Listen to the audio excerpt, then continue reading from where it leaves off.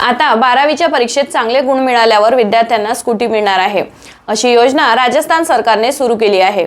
योजनेचा लाभ मिळवण्यासाठी RBSE बोर्डाच्या विद्यार्थ्यांना कमीत कमी 65% गुण मिळणे आवश्यक आहे, तर CBSE बोर्डाच्या विद्यार्थ्यांनी 75% मिळवणे गरजेचे आहे।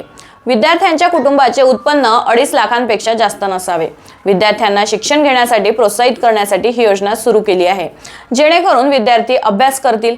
राजस्थानमधील या योजनेचं नाव कालीबाई भील मेधावी छात्र स्कूटी योजना असं आहे। आई वडिलांनी मुलींना नियमित शाळेत पाठवावे, त्यांना कॉलेज जाण्यासाठी सवलत मिळावी, त्यांचा आत्मविश्वास वाढावा या उद्देशातून ही योजना सुरू केली आहे।